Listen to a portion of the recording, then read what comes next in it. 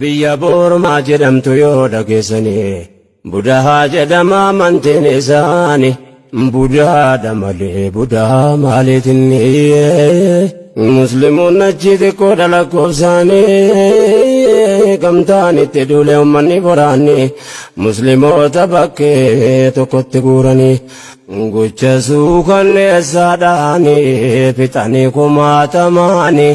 jaalaa khalqii muhammadin nuuf ergite rahmataani dhiiraa fi dubartii manguddoo filmaani waraanni itti marsee gubani biddaani hangaa fi ollaatti yaa'ee kaan humnaani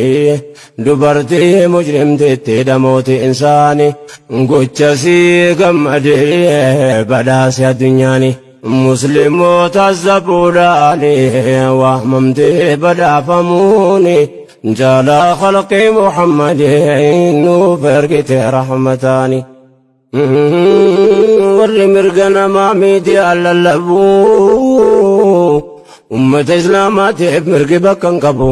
diiniin kun dhabamuu dhawween jarri qabu namaa miti amantiin urkatti dadhabu eessatti ummanni islaamaa nagaan qabu dhagaan gangooba qabu tuqeen bira dabraafanii jaalaa khalqii muhammadin nuuf ergite rahmataani guutuu addunyaa keessatti saban ammaa kana yakkamaadha namni islaamummaa tamannaan dhugaan sahiin dimokiraasiin lallabamnaan faallaa musliimoota ta'uusaa hubannaa shirrii ummata garbii ta'uu yoom daganna guutuun jaahiliyaa nurratti waltaanaan biyyoonni islaamaa faallaa diinii taanaan sababa ta'uu mala balaammaa kanaaf keessaa nu baasi yaa mawlaanaa dhiisa kennuufne sanaa biyya boormaa jedhamtu yoo dhageessanii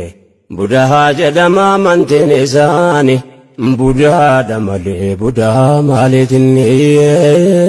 musliimoonni achi xiqqoodha lakkoofsaanii gamtaan itti duulee ummanni boraanni musliimoota bakkee tokkotti guuranii gocha suukanneessaadhaanii fixanii kumaatamaanii jaalaa khalqii muhammadin nuuf ergite rahmataani dhiiraa fi dubartii manguddoo filmaani waraanni itti marsee gubani biddaani hangaa fi ollaatti yaa'ee kaan humnaani dubartii mujrimti itti dhamooti insaani gocha sii gammadee badhaase addunyaani musliimoota zabuudhaani waamamtee badhaafamuuni jaalaa khalqii muhammadin nuuf ergite rahmataani warri mirga namaa miidiyaa lallabuu ummata islaamaatiif mirgi bakka hin qabu diiniin kun dhabamuu dhawween jarri qabu namaa miti amantiin urkatti dadhabu eessatti ummanni islaamaa nagaan qabu dhagaan gangooba qabu tuqeen bira dabraafanii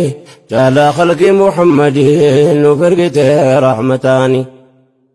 guutuu addunyaa keessatti saban ammaa kana yakkamaadha namni islaamummaa tamannaan dhugaan sahiin dimokiraasiin lallabamnaan faallaa musliimoota ta'uusaa hubannaa shirrii ummata garbii ta'uu yoom daganna guutuun jaahiliyaa nurratti waltaanaan biyyoonni islaamaa faallaa diinii taanaan sababa ta'uu mala balaammaa kanaaf keessaa nu baasi yaa mawlaanaa dhiisa kennuufne sanaa biyya boormaa jedhamtu yoo dhageessanii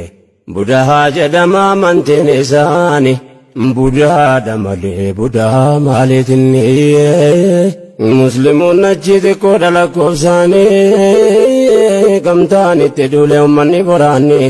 musliimoota bakkee tokkotti guuranii gocha suukanneessaadhaanii fixanii kumaatamaanii